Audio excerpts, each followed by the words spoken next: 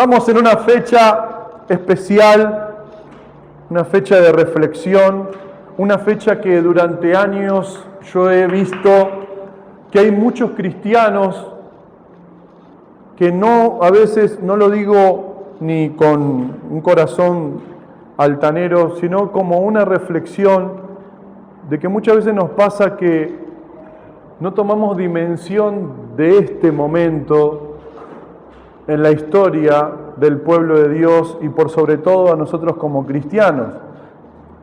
¿En qué sentido? Que es una celebración la Pascua.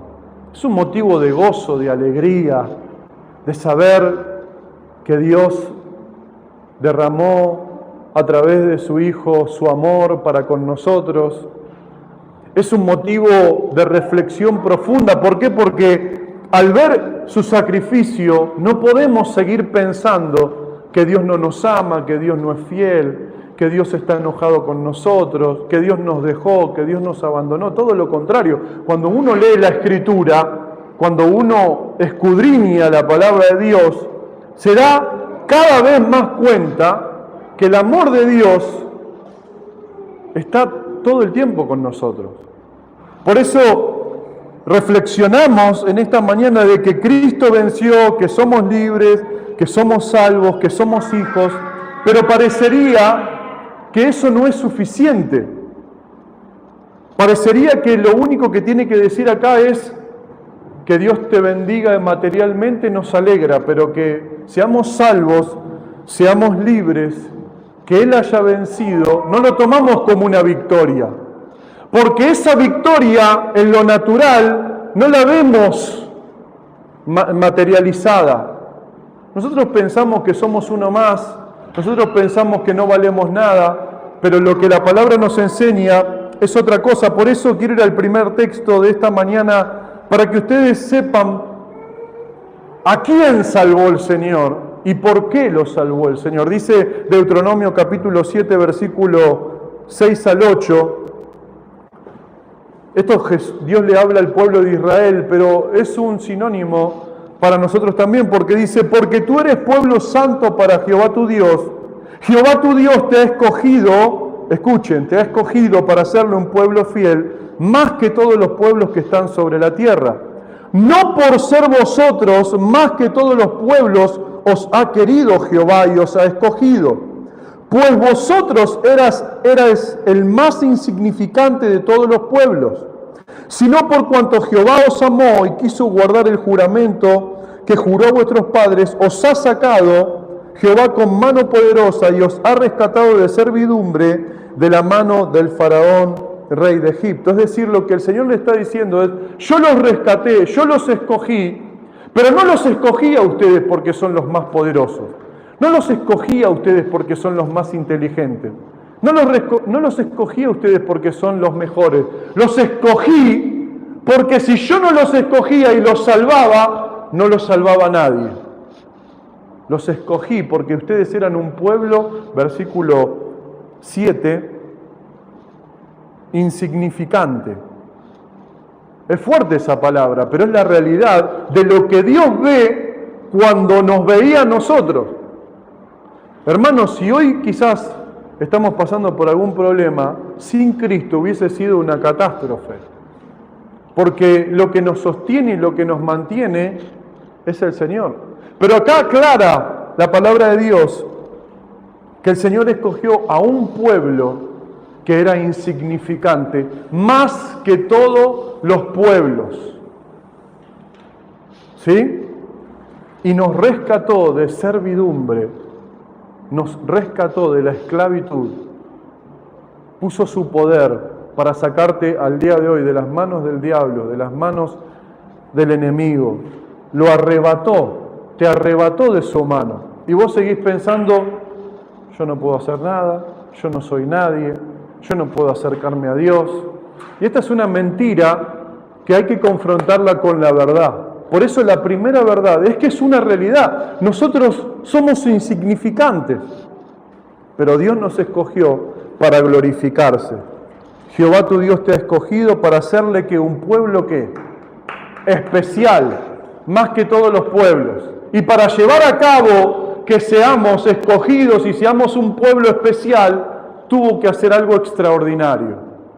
Dice la palabra de Dios en una profecía en el capítulo de Isaías 25, versículos 7 al 9, porque eso lo que está diciendo es una parte de la historia del pueblo de Israel. Él los liberó de la mano de Faraón, pero después los tuvo que seguir liberando de diferentes circunstancias y Dios seguía siendo el Dios de su pueblo.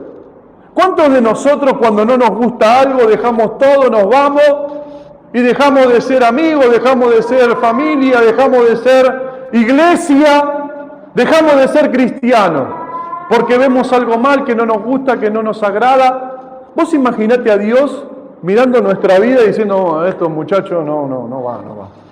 No, voy a elegir a otro que verdaderamente me ame, que verdaderamente me busque, que verdaderamente se interese por mí.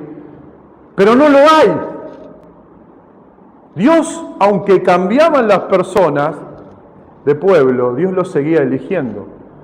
Y en un momento el pueblo de Israel estaba pasando por una situación difícil y Dios le manda una profecía y le dice, y destruirá en este monte la cubierta con que están cubiertos los pueblos y el velo que envuelve a todas las naciones. ¿Saben lo que significa esto? El diablo sobre las naciones y sobre los pueblos puso un velo.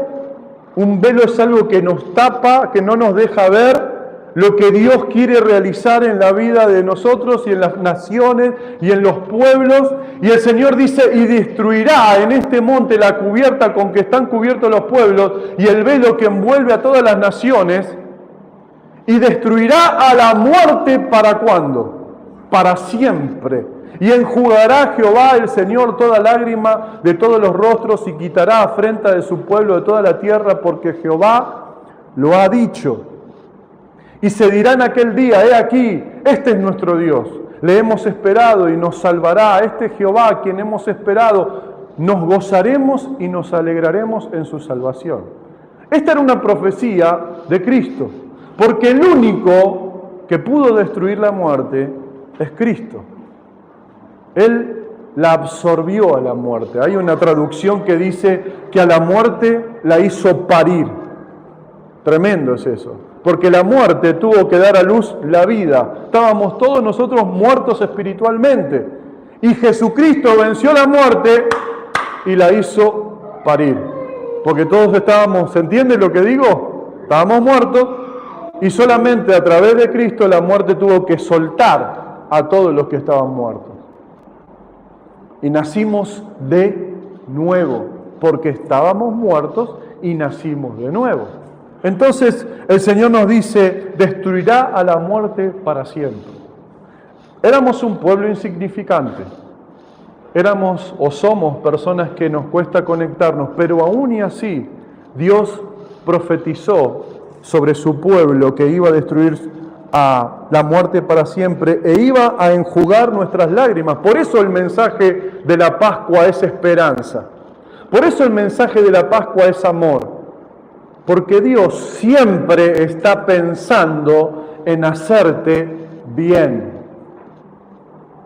en bendecir tu vida y también en que tu vida no se estanque. Porque cuando una vida se estanca, Dios la mete en el lavarropas y pone el programa centrifugado. Y tu vida empieza. ¿Y qué pasa? Pasa que Dios te está llamando. Pasa que toda esa turbulencia a veces es provocada y permitida por Dios. Porque si Dios no quiere, no pasa, ¿no? Pero Él la permite para que una vez más necesites salvación. Necesites a tu Salvador.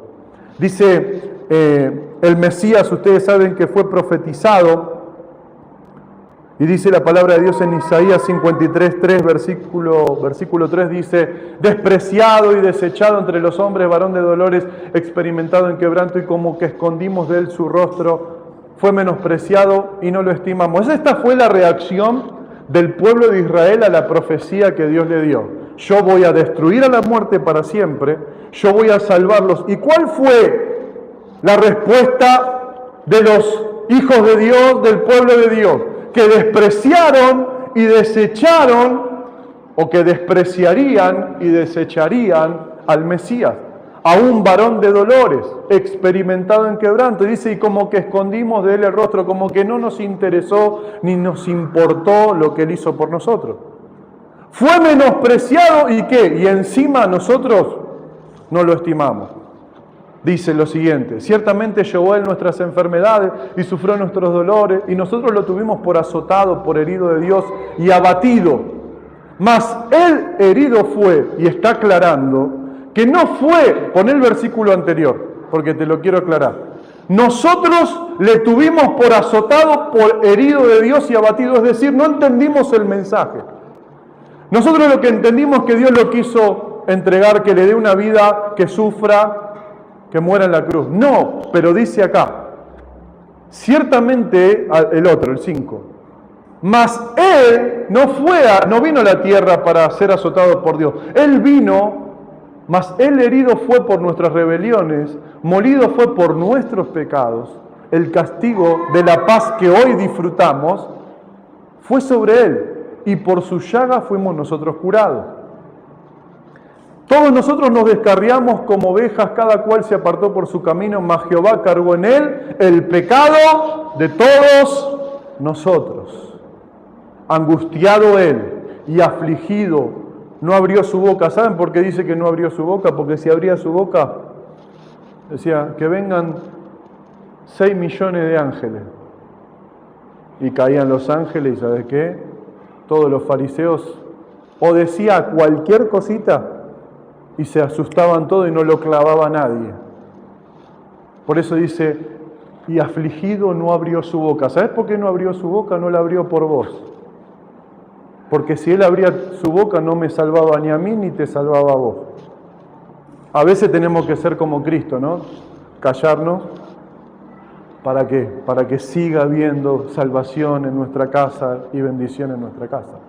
Como cordero fue llevado al matadero, y como oveja delante de sus trasquiladores, de nuevo, enmudeció y no abrió su boca. ¿Sí?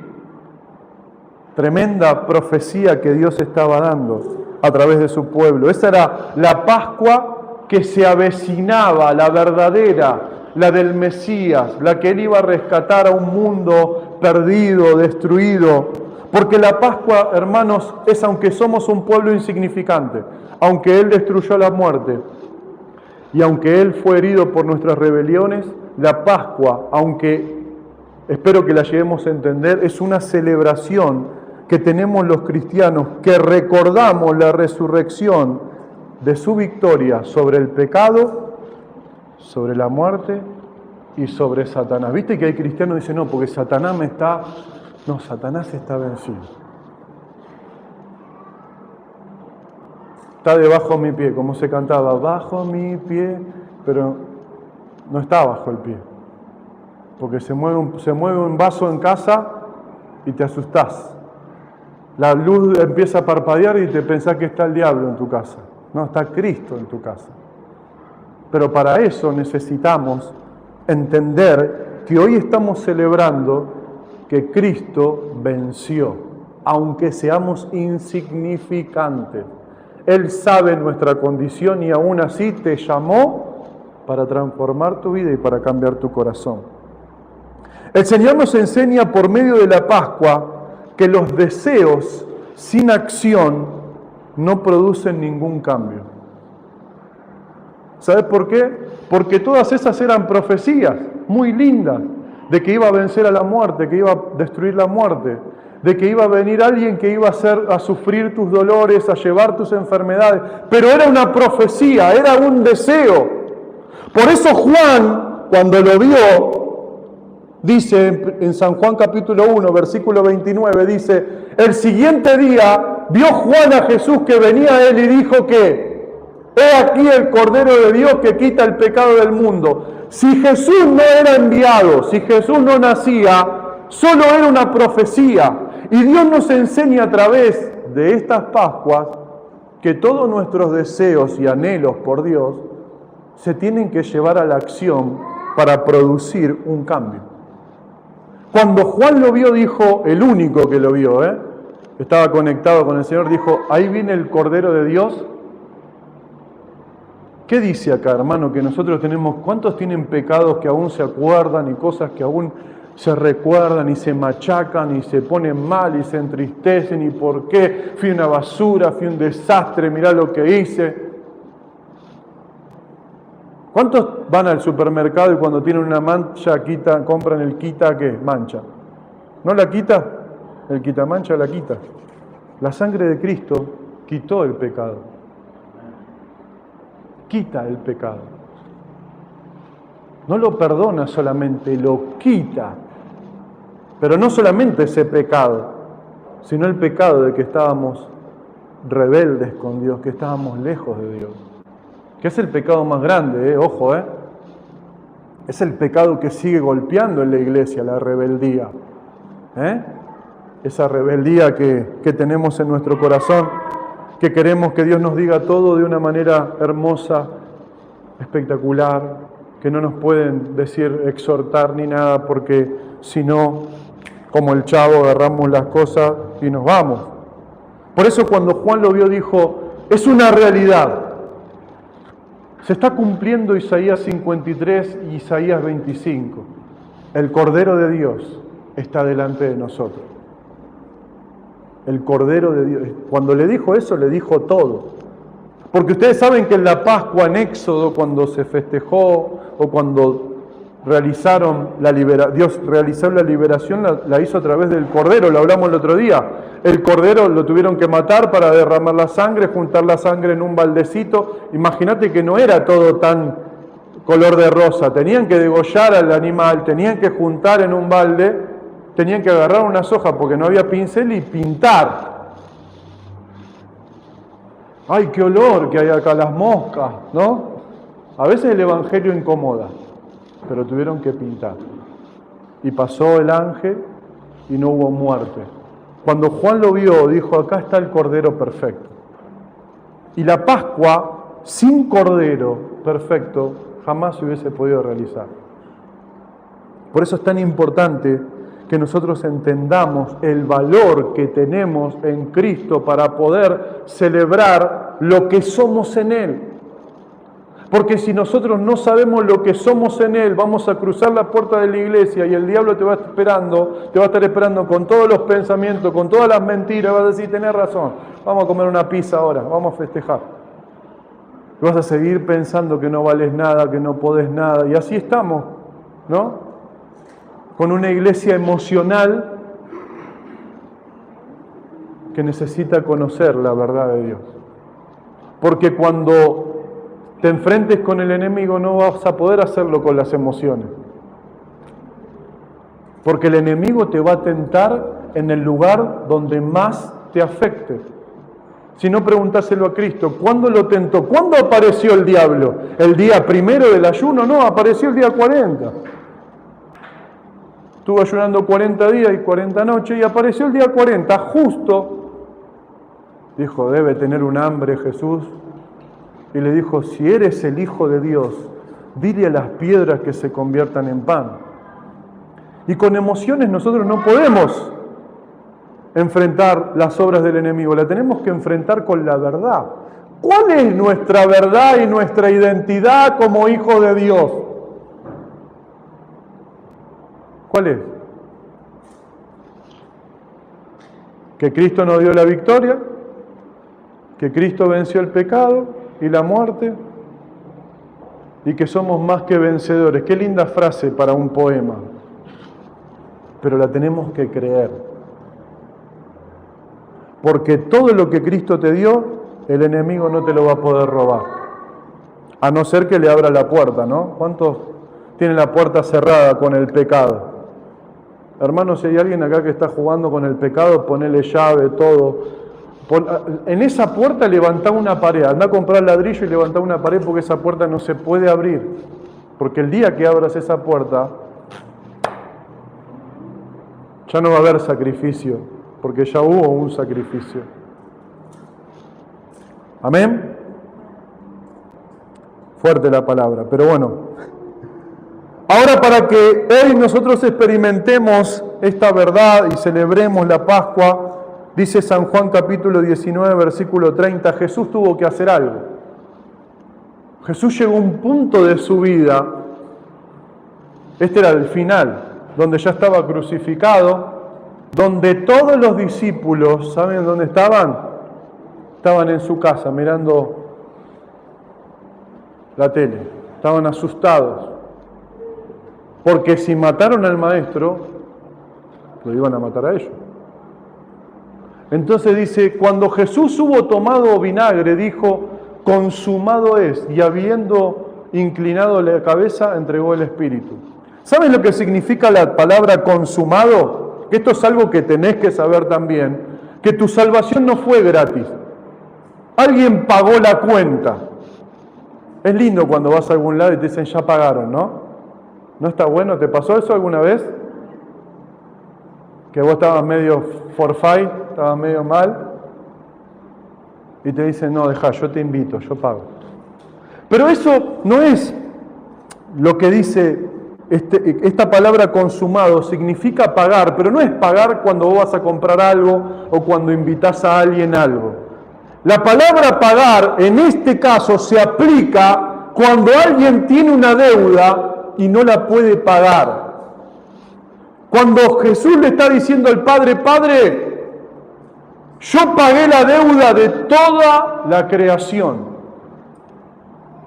Y esto es importante porque hoy nosotros disfrutamos de una relación con Dios, del amor de Dios, del cuidado de Dios, de la presencia de Dios, de la bendición de Dios, del fuego de Dios. Amén. Lo disfrutamos porque Él pagó.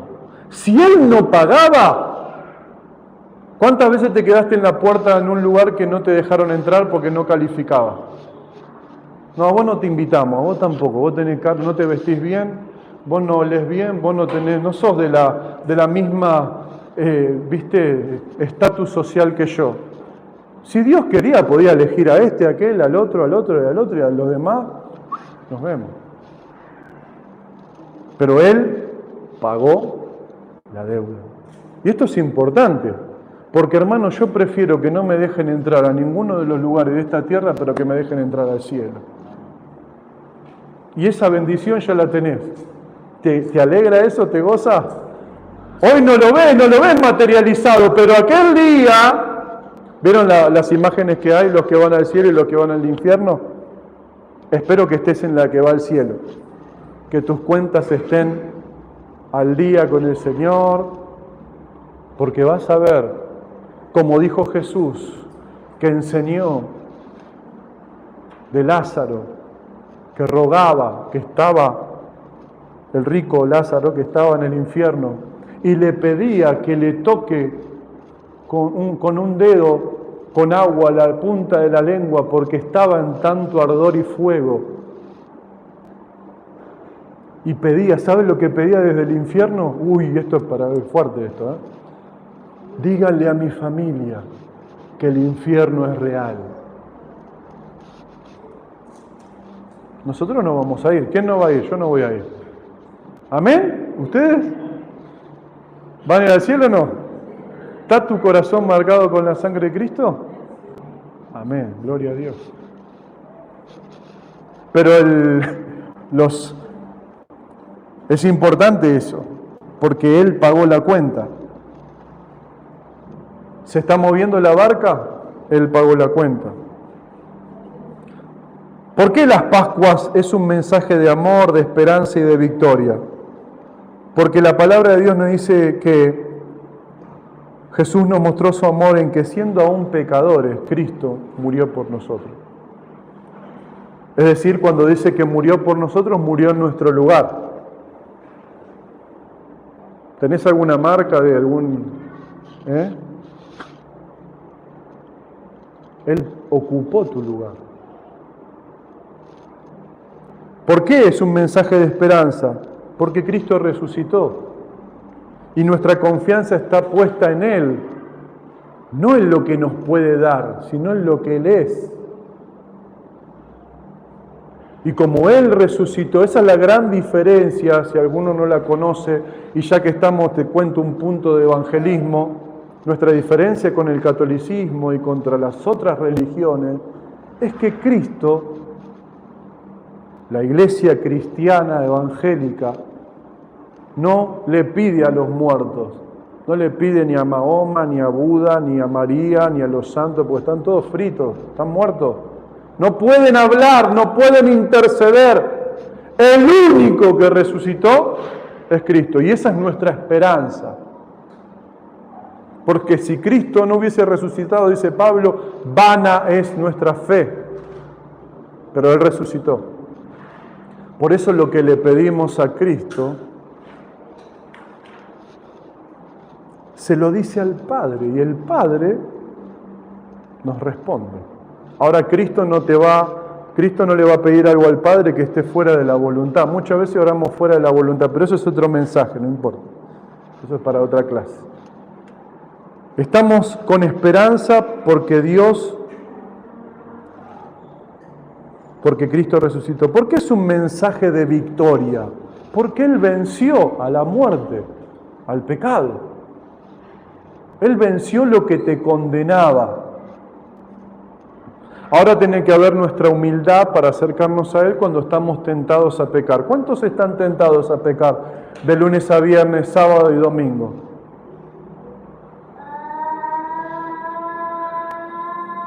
Yo estoy tentado a pecar. Ustedes son ángeles, estoy en el cielo. Son ángeles, ¿qué pasó? ¿Qué dice la palabra?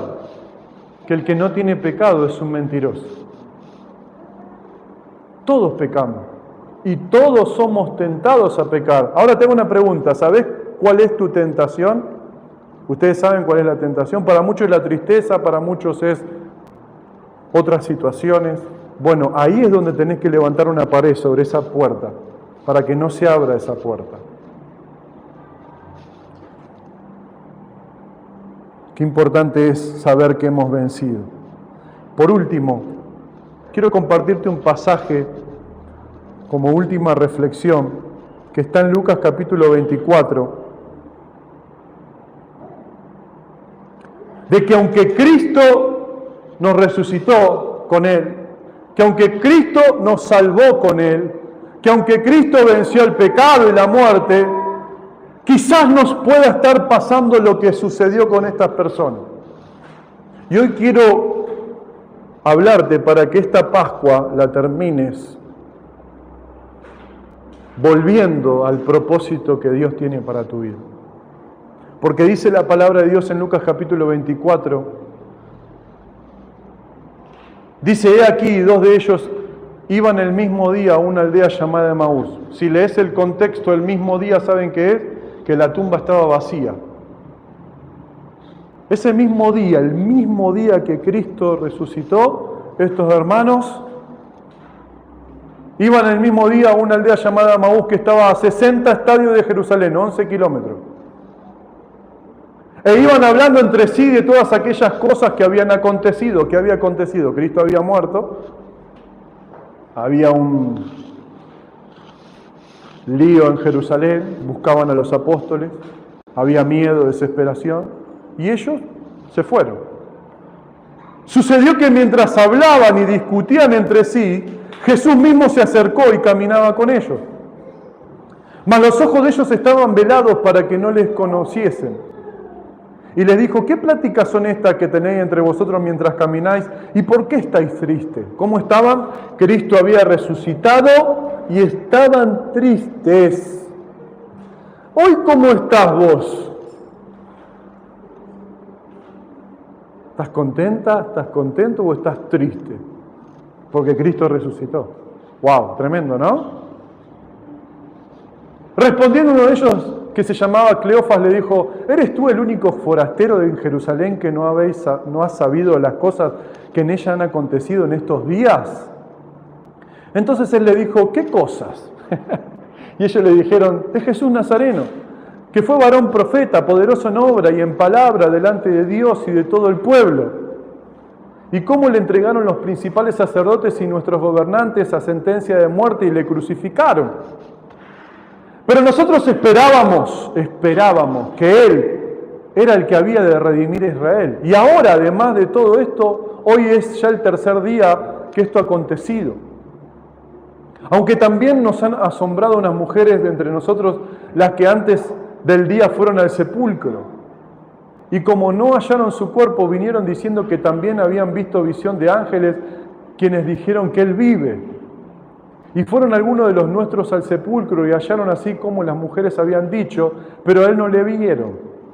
Entonces Él dijo: oh insensatos y tardos de corazón para creer todo lo que los profetas, para no creer, oh insensatos y tardos de corazón, para creer todo lo que los profetas han dicho. ¿No era necesario que el Cristo padeciese estas cosas y que entrara en su gloria? Y comenzando desde Moisés y siguiendo por todos los profetas, les declaraba en toda la Escritura lo que de Él decían.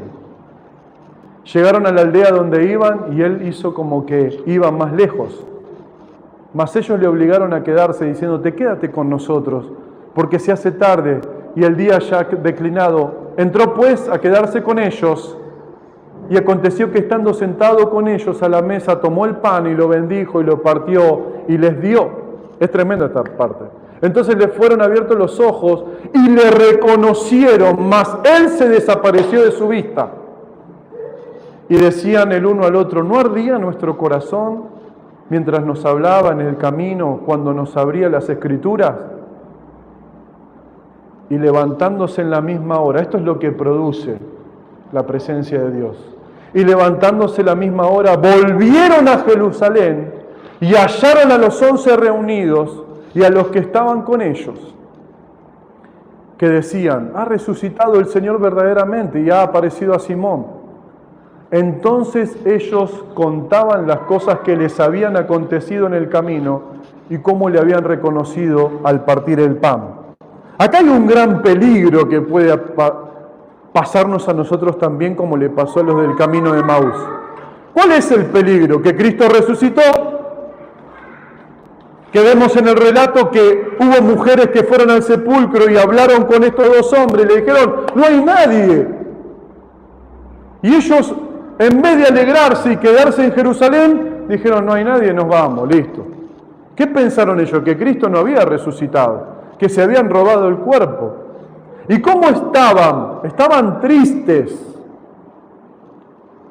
Por eso el Señor le dice: insensatos y tardos de corazón. ¿Por qué? Porque ellos sabían que Dios iba a resucitar, porque Cristo se los había dicho y no lo habían creído. Lo peor que nos puede pasar como cristianos en esta Pascua es no creer todo lo que Dios nos está hablando. Lo peor que te puede pasar es estar en Cristo celebrando la más grande de las fiestas que tenemos como hijos de Dios y estar triste. Estar triste porque no te dio lo que no sé, lo que le pediste. Ese es el nivel de fe que tenemos, que si Dios no nos da lo que le pedimos, ¿nos vamos? Hermano, prepárate, porque Saulo de Tarso, que fue el más grande de los apóstoles, supuestamente al final de su ministerio estuvo en la cárcel. Pero estos hombres se volvieron, estaban tristes, no pudieron ver al Señor, sus ojos estaban velados. Eso es lo que más me preocupa. Que no es que pasó a los 2000 años como ahora, que puede ser que estemos con los ojos velados, que veamos cualquier cosa, que sigamos a tal, al otro y que no sigamos a Cristo. Eso puede ser ahora. No tendría que pasar. Pero en ese momento fue al otro día. Y ya, listo, nos vemos, chao. Cristo no resucitó, chao, me voy. Y dejaron a Cristo, dejaron su ministerio, dejaron su propósito. Pero Cristo es tan bueno que yo hoy proclamo sobre la iglesia y sobre nuestras vidas que no importa, quizás tu cuerpo está acá, pero tu corazón está a miles de kilómetros de distancia del propósito de Dios. Oro para que así como se le apareció a los de camino de Maús, se te aparezca a vos, para que puedas volver a hacer lo que Dios quiere que seas. Para que dejes de estar triste. ¿Y para qué también? Dice que le pidieron a Cristo que comparta el pan, y cuando partió el pan, se abrieron los ojos. Y ahora vamos a tomar la Santa Cena en un ratito. Oro para que cuando partamos el pan, tu corazón, tu espíritu, abra los ojos de tu espíritu y de tu corazón, para que no te guíes más por lo que pasa en este mundo, sino para que te conectes como cantamos al principio, nos unamos al cielo, para que te des cuenta que no naciste solo para laburar, para trabajar, para ganar dinero, para comprar, para preocuparte por el dinero. Naciste porque Dios tiene un propósito con vos, como toda la creación. Pero naciste de nuevo porque Dios te llamó para que tu vida la pongas al servicio de Dios.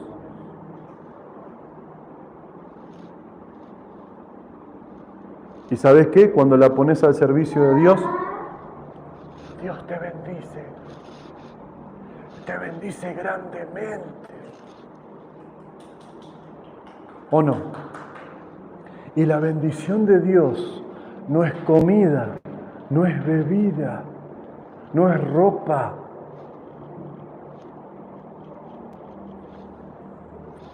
Entonces estos hombres, cuando se partió el pan, se abrieron los ojos. ¿Y qué dijeron? Lo primero que sucede con un cristiano que vuelve atrás, su corazón está frío. ¿No ardía nuestro corazón cuando nos hablaba la Escritura? ¿Y cuál es el propósito de la Pascua?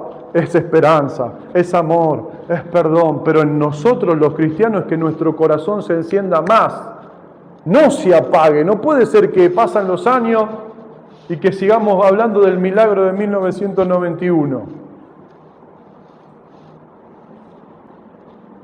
No, tenemos que avanzar, tenemos que crecer, tenemos que provocar a Dios a que se manifieste. Dice que cuando partieron el pan, dijeron, no ardía nuestro corazón. Y el versículo 33 te pido. Y en esta Pascua es mi deseo para cada uno de nosotros que cuando partamos el pan y reflexionemos en la muerte y la resurrección de Cristo, nos levantemos de este lugar y en esta misma hora volvamos a Jerusalén, que es el propósito. Y en el versículo 34, vuelvas a tu propósito 35. Y demos testimonio de todo lo que Dios ha hecho con nosotros. Porque la palabra que resume este versículo es que dieron testimonio. Porque ellos contaban las cosas que le había acontecido en el camino. Hermano, estos muchachos, estos siervos de Dios, que habían compartido con Cristo, y se ve que eran parte del círculo íntimo de Cristo, no eran los apóstoles, pero conocían a los apóstoles muy bien.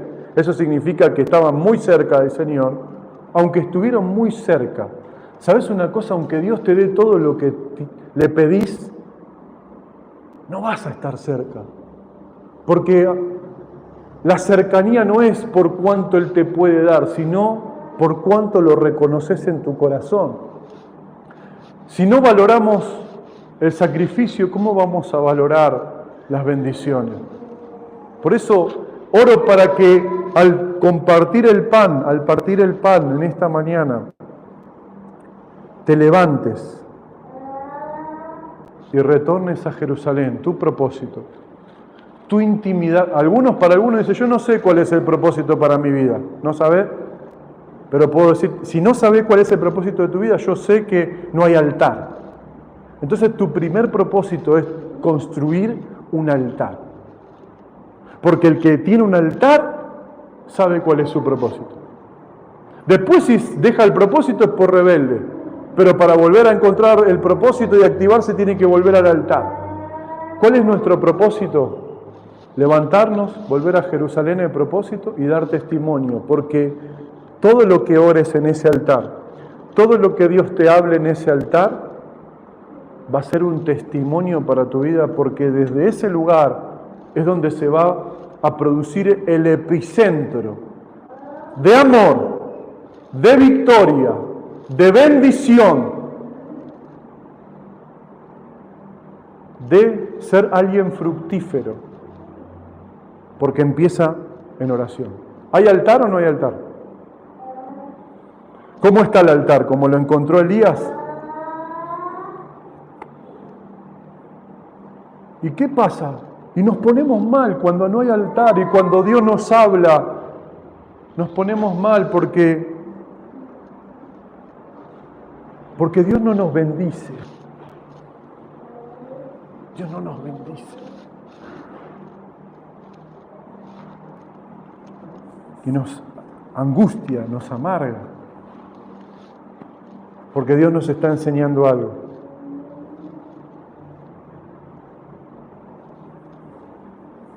Si alguien humanamente hubiese pagado tu salvación, yo te aseguro que vos le lavarías los pies todos los días. Le lavarías el baño, todo, cuando hace lo peor. Perdonen esta expresión. Porque pagó tu salvación. Pagó el precio. Agarró, te mostró todos los lingotes de oro que tenía y te dice, por amor a vos voy a vaciar este lugar, esta bóveda llena de oro para pagar tu salvación. Y vos ves que, acompáñame, y agarra todo el oro, y va a Satanás y le dice, mirá, vengo y le pago todo. Listo, salvado. Yo te puedo asegurar que vos te volvés esclavo, siervo de esa persona. Pero con Cristo no sucede así. ¿Por qué no sucede así? Porque se nos tiene que revelar. Porque tenemos que tener comunión con nuestro Salvador. Hoy a la noche, antes de dormir, con los chicos, la familia, Padre, vamos a orar, el altar familiar. Creo que el altar familiar no es para Padre, creo que lo vamos a hacer para toda la iglesia.